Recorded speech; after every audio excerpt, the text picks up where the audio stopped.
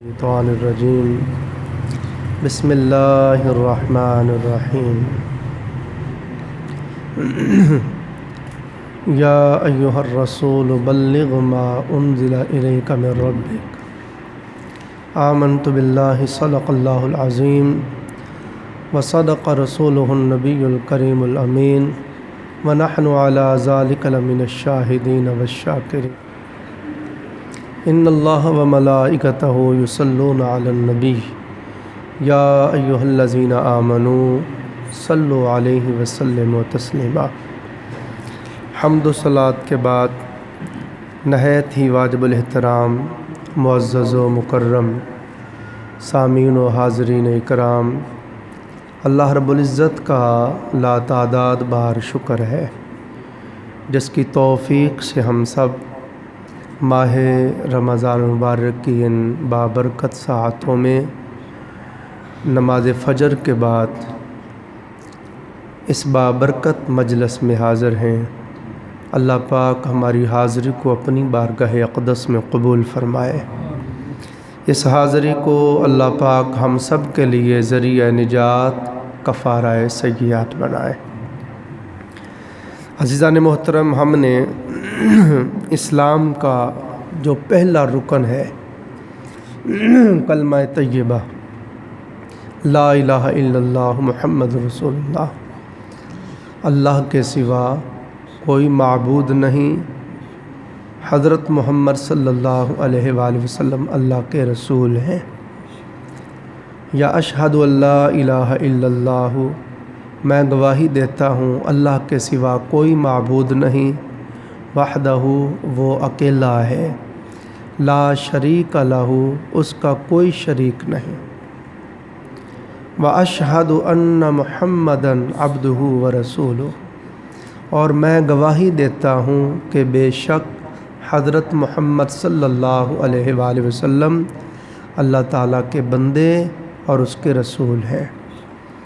اس پر ہم نے نہایت مختصر جو اسلام کا پہلا رکن ہے، اس کا پہلا حصہ جو توحید ہے، اس پر ہم نے نہایت مختصر کلام کیا۔ آج سے ہم جو اسلام کا پہلا رکن ہے اس کا دوسرا حصہ رسالت ہے، اس کے اوپر ہم گفتگو شروع کر رہے ہیں۔ عزیزان محترم، سب سے پہلے بنیادی چیز یہ ذہن نشین کر لیں کہ کوئی بھی بندہ کسب کے ذریعے سے نبی اور رسول نہیں بن سکتا۔ ولایت، عبادت، ریادت، زہد، تقوی، ورع، مخالفت نفس، ان سے نصیب ہو جاتی ہے، مگر نبوت کوئی بندہ کہے کہ میں دنیا جہان کے علوم حاصل کر لوں تو مجھے نبی بنا دیا جائے گا، نہیں بن سکتا۔ کوئی بندہ کہے میں اتنا تقوی اختیار کروں، اتنا تقوی اختیار کروں کہ تقوی کے عروج کو پا جاؤں، نقطۂ کمال تک میرا تقوی پہنچ جائے، جتنا مرضی پارسا ہو جائے، پرہیزگار ہو جائے، نبی نہیں بن سکتا۔ نبی اور رسول بننا یہ اللہ رب العزت کی طرف سے خاص وہب اور عطا ہے۔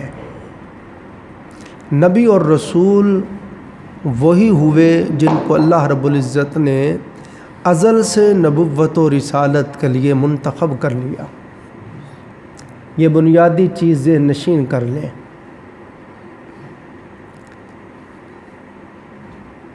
پھر جتنے نبی اور رسول تھے، شب معراج حضور نبی اکرم صلی اللہ علیہ وآلہ وسلم کے ساتھ مسجد اقصیٰ میں سب نبیوں سب رسولوں کی ملاقات کروائی گئی، اور سب آدم علیہ السلام سے لے کر عیسیٰ علیہ السلام تک جتنے بھی پیغمبر رسول نبی تھے، سب نے آقا علیہ السلام کی اقتداء میں نماز پڑھی، بس۔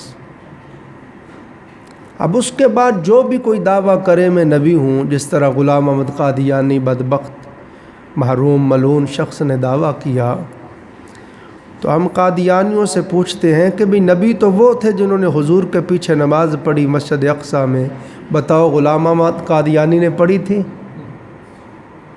بات سمجھ رہے ہیں؟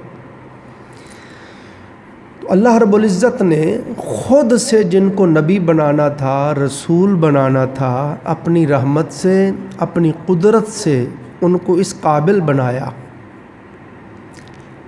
اپنی اب ذہن میں رکھیں، ساری مخلوقات میں سے افضل الخلق اور اشرف المخلوقات اللہ نے حضرت انسان کو بنایا ہے، اور انسانوں میں سے جس کو اللہ پاک نے چن لیا وہ نبی اور نبی ہوئے. پھر نبیوں میں سے بھی کئیوں کو چنا، وہ نبی بھی تھے اور ساتھ رسول بھی تھے. رسول جو ہوتا ہے، ذہن میں رکھیں، رسول اللہ اور اللہ کی مخلوق کے درمیان واسطہ ہوتا ہے.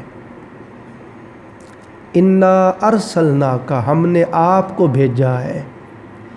رسول وہ ہوتا ہے جس کو اللہ تعالیٰ خود اپنے بندوں کی طرف مبعوث فرماتا ہے، اپنے بندوں کی طرف اللہ تعالیٰ بھیجتا ہے، اور پھر رسول کو وحی کے ذریعے سے اللہ تعالیٰ اپنا پیغام دیتا ہے،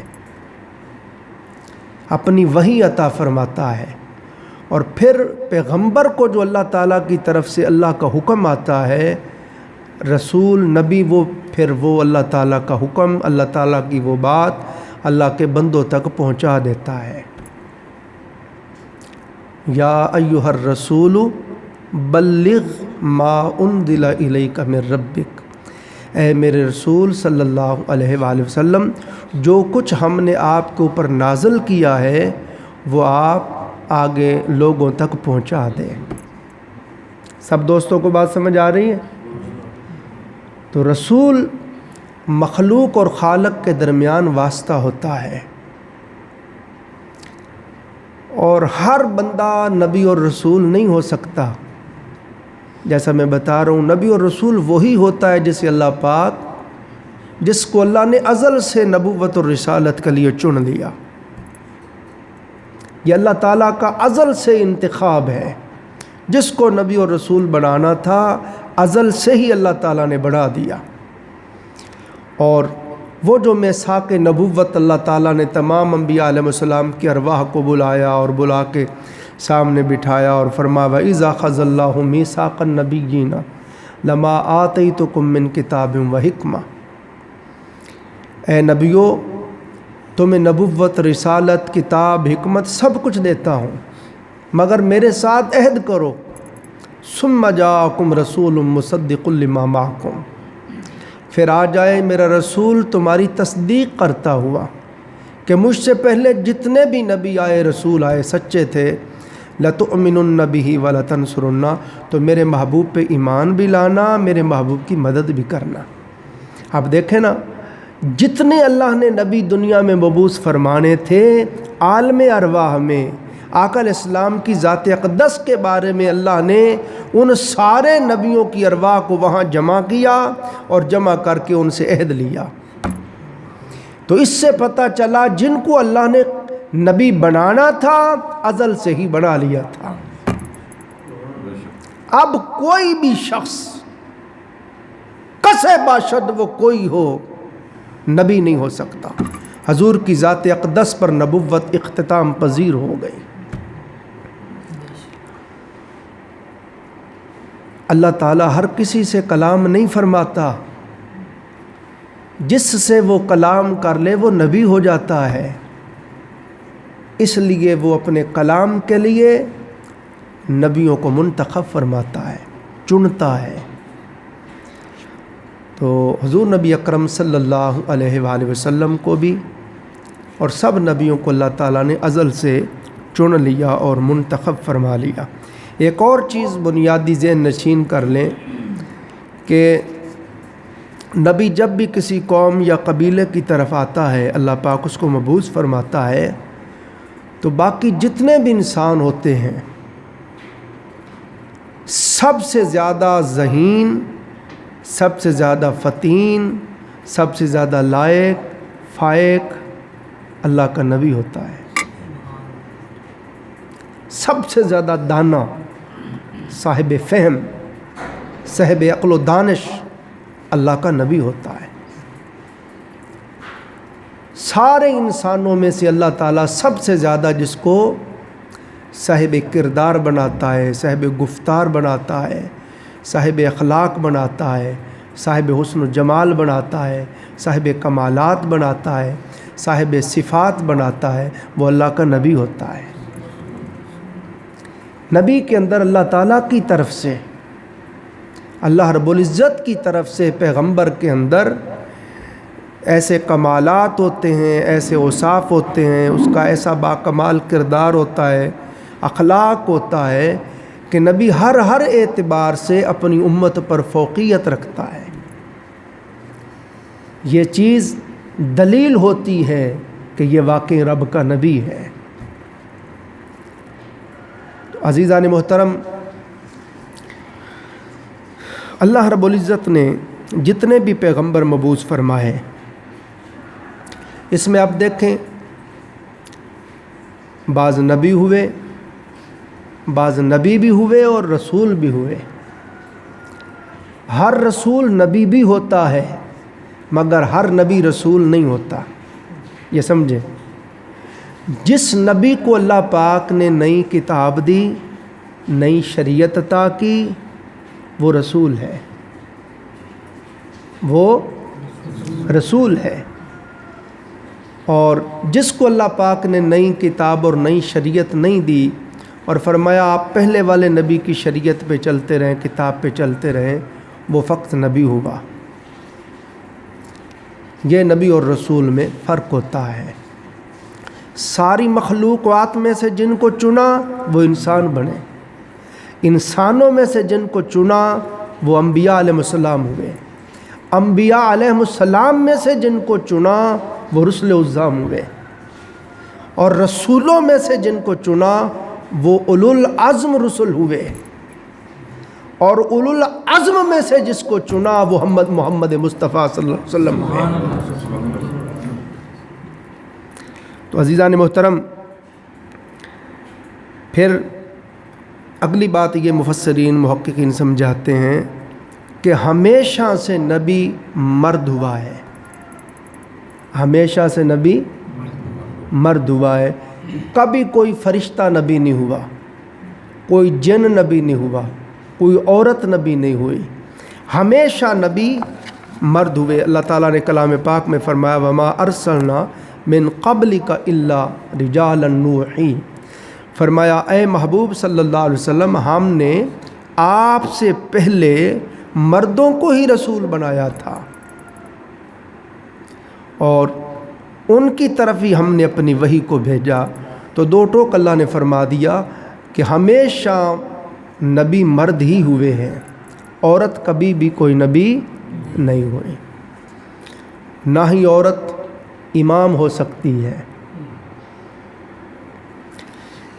پھر انبیاء علیہ السلام کی اور فرشتوں کی یہ اللہ رب العزت کی بارگاہ سے خاص عزت ہے کہ فرشتے اور انبیاء علیہ السلام رسل عظام ہر قسم کے گناہ سے معصوم ہیں۔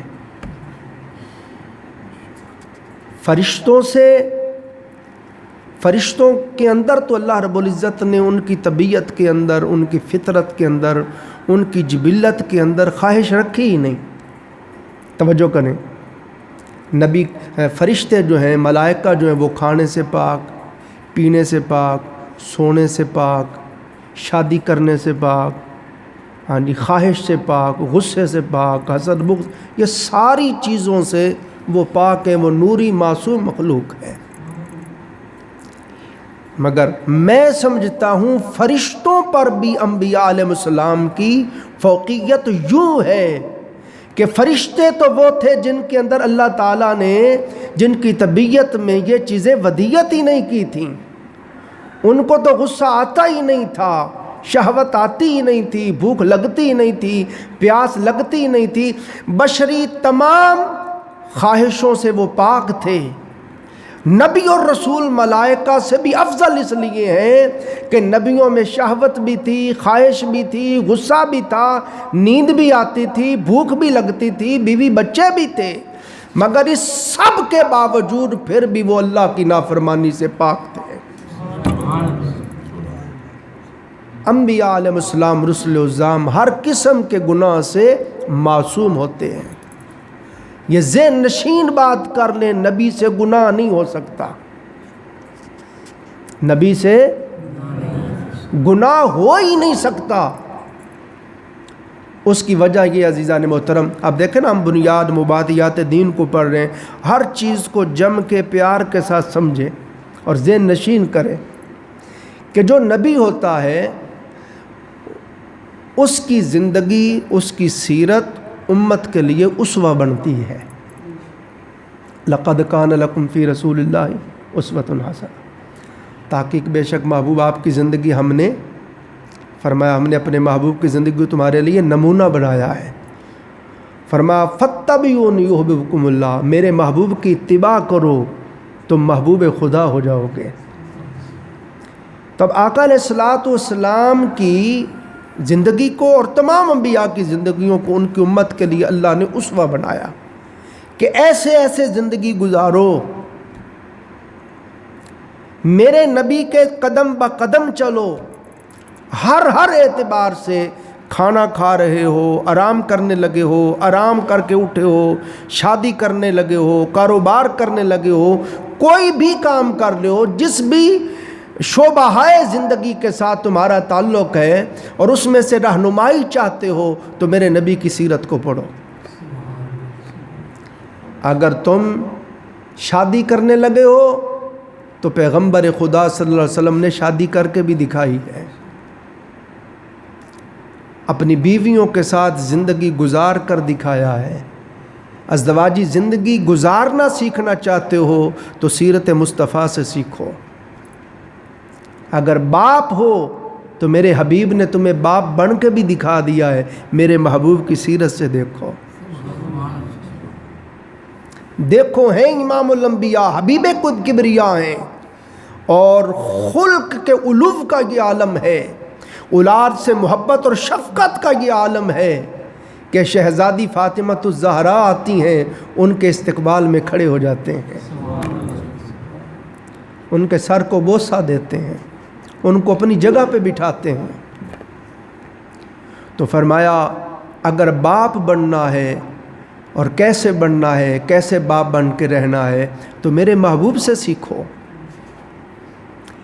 حتیٰ کہ تم جوتے بھی گانٹھنے والے ہو، موچی بھی ہو، تو اس میں اپنی ذلت نہ سمجھو، اس کام کو حقیر اور ذلیل نہ سمجھو۔ ساری انسانیت اور ساری مخلوقات میں سے جس ہستی کو ہم نے عظیم بنایا وہ میرا محبوب حضرت محمد صلی اللہ علیہ وسلم ہے۔ میرے محبوب کو دیکھو، میرے محبوب نے اپنے ہاتھوں سے جوتے بھی گانٹھ دیے ہیں۔ کسی جوتے گانٹھنے والے کو یہ نہ کہو موچیو جوتے گانٹھنے والے تو حقیر ہے، اور یہ تو وہ کام ہے جو خود تاجدار کائنات بھی کر کے۔ سبحان اللہ۔ کوئی کپڑے سلائی کر رہا ہے تو اس کے مان کو بھی کملی والے آقا بڑھا گئے ہیں کہ وہ بھی کہتا ہے یہ وہ کام ہے جو حضور نے خود کیا ہے۔ آقا علیہ السلام کے کپڑے پھٹ جاتے، حضور اپنے ہاتھوں سے پیبند لگا لیتے سوئی دھاگے سے سرکار پاک۔ کوئی بکریاں چرانے والا ہے تو اس کو بھی کملی والے آقا اسوہ عطا کر گئے، حضور بکریاں بھی چرا گئے۔ حضور تجارت بھی کر گئے، کوئی تاجر ہے تو اس کو بھی حضور اسوہ عطا فرما گئے۔ تو یہ ساری بات سمجھ گئے آپ؟ زندگی کے جس بھی شعبے میں آپ ہیں، قدم قدم پہ آپ کو رہنمائی بارگاہ رسالت مآب صلی اللہ علیہ وسلم سے ملے گی، اور پھر جس قدر آپ ہر معاملے میں شد و مد کے ساتھ آقا علیہ الصلوۃ والسلام کی اتباع کرتے چلے جائیں گے، شد و مد کے ساتھ حضور کی سنت کی پیروی کریں گے، اسی قدر کمال بات یہ ہے محبوب خدا ہوتے جائیں گے۔ آپ کو اللہ تعالیٰ کا قرب ملے گا، اللہ تعالیٰ کی نگاہ کرم نصیب ہوگی، اللہ رب العزت کی قربت، معرفت اور محبت نصیب ہوگی۔ کیوں کہ یہ جو تو اعمال کر رہا ہے، جو ادائیں اپنا رہا ہے، یہ ادائیں اس کے محبوب کی ہیں۔ اب تیری ہر ادا سے اس کے محبوب کی ادا چھلکنے لگ گئی ہے، وہ تو محبوب ہے ہی، تو بھی محبوب ہو گیا ہے، تو بھی محبوب ہو گیا ہے۔ تو جو نبی اور رسول ہوتا ہے اس کی زندگی امت کے لیے اسوہ بنتی ہے، توجہ کریں، اتباع قرار پاتی ہے۔ اب نعوذ باللہ نقل کفر نہ باشد، کوئی نبی کوئی رسول گناہ کرے، توجہ کرنا، نقل کفر نہ باشد، الیاذ باللہ تعالی، کوئی نبی گناہ کرے، مثلا نبی نماز نہ پڑھے اور امتی بھی وہی گناہ کرے، امتی کے لیے گناہ نہیں ہے کہ وہ تو وہ کر رہا ہے جو اس کا نبی کر رہا ہے، نہیں بات سمجھ آئی؟ نبی حکم ہے، نبی کے نقش قدم پہ چلنا ہے، نبی کی پیروی کرنی ہے، پیغمبر کی سیرت کو اپنانا ہے۔ اب امتی نبی کے نقش قدم پہ چل رہا تھا، نعوذ باللہ نبی نے گناہ کر دیا اور امتی بھی نے بھی وہی گناہ کر دیا، تو امتی کے لیے گناہ نہیں ہے، وہ تو نبی کی اتباع کر رہا ہے۔ اس لیے فرمایا لوگوں نبی معصوم ہوتا ہے، نبی سے گناہ ہوتا ہی نہیں ہے۔ کیوں کہ اس کی زندگی امت کے لیے اسوہ بننی ہوتی ہے، نبی کی زندگی امت کے لیے اتباع قرار پانا ہوتی ہے۔ اس لیے نبی کی ذات پاک کو اللہ پاک اتنا معصوم بناتا ہے، اتنا پاک بناتا ہے، اتنا طیب و طاہر بناتا ہے کہ نبی سے گناہ ہوتا ہی نہیں ہے۔ یہ بنیادی بات سمجھ گئے سارے دوست؟ پیغمبر سے گناہ نہیں ہوتا۔ ہاں اس کے بعد صحابہ کرام، تابعین، تبع تابعین، اولیاء صالحین جو ہوتے ہیں وہ معصوم نہیں ہوتے، وہ محفوظ ہوتے ہیں۔ وہ کیا ہوتے ہیں؟ محفوظ ہوتے ہیں، ان پر اللہ تعالیٰ کی حفاظت کا پہرا ہوتا ہے۔ جن کو اللہ تعالیٰ اپنی دوستی کے لیے چن لیتا ہے پھر گناہوں سے ان کی حفاظت فرماتا ہے۔ ایک اور مثال آپ کو دوں جو کہ ہم پڑھ رہے ہیں تو زندگی بھر آپ کے یہ کام آئے گی۔ دیکھیں حضور علیہ السلام کس طرح معصوم تھے۔ آقا علیہ السلام فرماتے ہیں بچپن میں اور میرا ایک یہودی دوست تھا، اب مل کر دونوں بکریاں چراتے تھے۔ آپ کو سمجھ آئے گی کہ نبی کیسے معصوم ہوتا ہے۔ تو سرکار فرماتے ہیں میں اور میرا وہ دوست بکریاں چراتے تھے، تو وہاں پہ میلہ لگا، پہلے میلے لگتے تھے، اس میں پھر کہانیاں سنانے والے کہانیاں سناتے، ناچنے والے ناچتے، شاعر شعر سناتے، تو طرح طرح کی چیزیں ہوتی۔ تو وہ جو آپ کا ساتھی تھا یہودی، اس نے کہا محمد صلی اللہ علیہ وآلہ وسلم وہ میلہ ہے چلے وہاں پہ۔ سرکار نے نہیں میں نے نہیں جانا۔ اس نے بڑا اصرار کیا، فرمایا نہیں مجھے میرے دل میں خواہش نہیں، اور بڑا مزہ آئے گا، وہاں رقص و سرور کی محفل ہوتی ہیں، وہاں شاعر بڑے بڑے شعر سناتے ہیں، بڑی بڑی کہانیاں سناتے ہیں، ناچ گانا ہوتا ہے، یہ ہوتا ہے، آپ چلیں بڑا مزہ آئے گا۔ سرکار نے نہیں میرا دل نہیں چاہتا، میرے دل میں اس کی خواہش نہیں۔ اس نے بہت اصرار کیا، حضور نہیں مانے، پھر وہ زبردستی خود چلا گیا۔ اس نے کہا آج رات بکریوں کا آپ خیال کریں، میں جاتا ہوں، اور کل رات میں بکریوں کا خیال کروں گا، آپ جانا۔ تو وہ زبردستی، حضور کی سیرت میں آتا ہے، وہ زبردستی سرکار پاک صلی اللہ علیہ وسلم کو چھوڑ کے اپنی اور حضور کی بکریوں کے پاس چلا گیا۔ ابھی تو اعلان نبوت بھی نہیں ہوا، بچپن کی بات ہے۔ اور پھر وہ اگلے دن آیا اور اس نے کہا اے محمد صلی اللہ علیہ وسلم بڑا مزہ آیا، بڑا یہ تھا، بہت ساری چیزیں بتائیں، تو اب آج تم جاؤ۔ تو اس نے آقا علیہ السلام کو زبردستی بھیج دیا، نہیں جاؤ تم جاؤ۔ اس نے سرکار کو بھیج دیا۔ حضور کہیں راستے میں ہی تھے، کسی پگ ڈنڈی کے اوپر ہی اللہ نے حضور پر نیند طاری کر دی اور سرکار وہیں سو گئے۔ صبح ہوئی تو اللہ نے آپ کو بیدار کیا، حضور واپس آئے تو آپ کا دوست پوچھتا ہے بتاؤ مزہ آیا؟ ہمارا یار پتہ نہیں، میں تو راہ چی سو گیا سی۔ دیکھیں یہ ہے اللہ تعالیٰ اللہ رب العزت کی خاص حفاظت اور خاص پہرا پیغمبر کی زندگی پر۔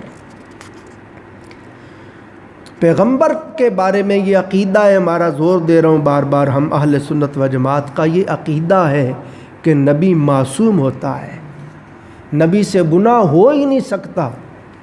دیکھو نا، سارا میں نے آپ کو اس کی وجہ بیان کر دی کہ نبی سے گناہ کیوں نہیں ہو سکتا، سارے یاد رکھیں گے ساری زندگی۔ اس کے بعد صحابہ، تابعین، اولیاء، صالحین، وہ سب اولیاء اللہ کے زمرے میں آتے ہیں، وہ معصوم نہیں ہوتے، وہ محفوظ ہوتے ہیں، ان پر اللہ تعالیٰ کی حفاظت کا پہرا ہوتا ہے، جن کو اللہ تعالیٰ اپنی ولایت کے لیے، دوستی کے لیے چن، اللہ یجتبی الیہ من یشاء، اللہ جسے چاہتا ہے اپنی دوستی کے لیے چن لیتا ہے، تو جس کو وہ چن لیتا ہے اس کو پھر باقی لوگوں سے منفرد اور ممیز بنا دیتا ہے۔ مثال ہم شہنشاہ ولایت حضور غوث پاک سرکار سے لے لیتے ہیں۔ جناب غوث پاک سرکار فرماتے ہیں، آپ سے کسی نے پوچھا حضور آپ کو کب سے پتہ چلا کہ آپ ولی ہیں؟ آپ نے فرمایا میں بہت چھوٹا تھا، 10 سال میری عمر تھی کہ میں مدرسے جاتا تھا تو غیب سے میں دیکھتا تھا میرے دائیں بائیں کو چلتا ہے، اور جب میں مدرسے میں داخل ہوتا تو غیب سے آواز آتی، اے اہل مدرسہ ادب سے کھڑے ہو جاؤ، خدا کا ولی آ رہا ہے۔ اور آپ فرماتے ہیں کہ میں ابھی میرا شعور بیدار ہی ہونے لگا تھا، 3 4 سال 5 سال کا بچہ تھا۔ آپ سب سمجھتے ہیں بچوں کا دل کرتا ہے کھیلنے کو، دوسرے بچے کھیلتے ہیں نا تو اس کا بھی دل کرتا ہے کھیلنے کو۔ جناب فرماتے ہیں میرا جی چاہتا کھیلوں، تو مجھے غیب سے آواز آتی، عبد القادر خبردار، تجھے ان کاموں کے لیے نہیں بنایا گیا ہے۔ سمجھے بات؟ تو اولیاء اللہ، انبیاء معصوم ہوتے ہیں، اولیاء محفوظ ہوتے ہیں۔ پھر اللہ تعالیٰ نے انبیاء علیہ السلام کا ذکر کلام پاک میں فرمایا، بعض انبیاء علیہ السلام کا ذکر اللہ تعالیٰ نے قرآن پاک میں فرمایا ہے۔ یہ ذہن میں رکھیں کہ انبیاء علیہ السلام کی تعداد مقرر نہیں ہے، کوئی بھی صحیح حدیث، کوئی صحیح روایت ایسی نہیں کہ آپ کہہ سکے کہ نبیوں کی تعداد اتنی تھی۔ ایک روایت میں آتا ہے 1,24,000 یا کم و بیش، پکی نہیں ہے۔ ایک روایت میں آتا ہے 2,24,000 یا کم و بیش، یعنی پکی تعداد نہیں ہے نبی کتنے تھے۔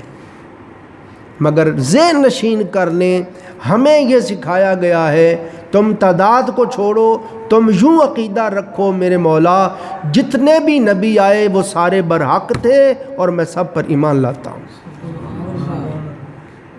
سب نبی برحق تھے اور ان سب پر میں ایمان لاتا ہوں۔ لا نفرق بین احد من رسلی، سورۃ البقرہ میں اللہ نے فرمایا ہم ایمان لانے میں کسی رسول میں فرق نہیں کرتے، یعنی نبوت کے اعتبار سے کوئی فرق نہیں ہے رسول ہونے میں۔ باقی اللہ تعالیٰ نے بعض نبیوں کو بعض نبیوں پر فضیلت دی ہے، اس پر انشاءاللہ ہم کل بات کریں گے۔ تو جتنے بھی نبی، جتنے بھی رسول آئے، ہم پڑھتے ہیں قرآن پاک میں شروع میں والذین یؤمنون بما انزل الیک، اور جو ایمان لائے اس پر جو آپ پر نازل ہوا، یعنی قرآن پاک، وما انزل من قبلک، اور ایمان لائے اس پر جو آپ سے پہلے نازل ہوا، یعنی آپ سے پہلے جتنی کتابیں نازل ہوئیں، جتنے صحائف نازل ہوئے، جتنے انبیاء علیہ السلام رسول الزام تشریف لائے، ہم سب پر ایمان لاتے ہیں۔ ایمان سارے نبیوں پہ ہے کہ سارے نبی نبی برحق تھے، ایمان سارے رسولوں پر ہے کہ سارے رسول برحق تھے، مگر ہم امتی تاجدار کائنات صلی اللہ علیہ وسلم کتابوں ساری پر ایمان ہے، جتنے بھی آسمان سے صحائف اترے سب پہ ایمان ہے کہ اللہ نے اتارے، برحق تھے، سچے تھے، تورات، انجیل، زبور سب پر، مگر ہمارے لیے ہدایت کے لیے اللہ نے جو کتاب نازل کی، سب کتابوں سے افضل کتاب قرآن پاک ہے۔ تو بعض نبیوں کا اللہ تعالیٰ نے قرآن پاک میں ذکر کیا ہے، مثلا آدم علیہ السلام کا اللہ تعالیٰ نے قرآن پاک میں تفصیل سے ذکر فرمایا، حضرت نوح علیہ السلام کا اللہ پاک نے کلام پاک میں ذکر فرمایا ہے، حضرت ابراہیم علیہ السلام کا اللہ پاک نے ذکر فرمایا ہے، شیش علیہ السلام کا ذکر فرمایا ہے، اسماعیل علیہ السلام کا ذکر فرمایا ہے، یعقوب علیہ السلام، یوسف علیہ السلام کا ذکر فرمایا ہے، حضرت زکریا علیہ السلام اور یحییٰ علیہ السلام کا ذکر فرمایا ہے، داؤد علیہ السلام اور سلیمان علیہ السلام کا ذکر فرمایا ہے، حضرت عیسیٰ علیہ السلام، حضرت موسیٰ علیہ السلام کا ذکر فرمایا ہے، حضرت صالح علیہ السلام کا ذکر فرمایا ہے۔ تو بعض انبیاء وہ ہیں جن کا ذکر اللہ پاک نے قرآن پاک میں کیا ہے، ان سب پر بھی ہم ایمان رکھتے ہیں، اور جن کا ذکر قرآن میں نہیں آیا ان سب پر بھی ہم ایمان رکھتے ہیں کہ سارے نبی برحق تھے۔ تو آج میں اس پر اکتفا کرتا ہوں، اس سے آگے انشاءاللہ العزیز کل پھر ہم پڑھیں گے۔ سارے دوستوں کو سمجھ آیا جی یہ سبق؟ یہ ضروری چیزیں ہیں نا، یہ بنیادی چیزیں مبادیات دین ہیں، سمجھے نا؟ یہ ہر بندے کو ان کو جاننا ضروری ہے۔ تو میں امید کرتا ہوں جو لوگ آپ تشریف لاتے ہیں، بیٹھتے ہیں، زندگی بھر اس میں آپ کا ابہام نہیں رہے گا، کوئی غلط فہمی نہیں رہے گی، اور کسی سے بات ہوگی تو آپ دو ٹوک طریقے سے اس سے بحث کر سکیں گے، بات کر سکیں گے۔ اللہ تعالیٰ مجھے بھی ساری چیزیں یاد رکھنے اور ان کے اوپر عمل کرنے کی توفیق عطا فرمائے، آپ کو بھی یاد رکھنے اور عمل کرنے کی توفیق عطا فرمائے۔ وآخر دعوانا الحمدللہ رب العالمین۔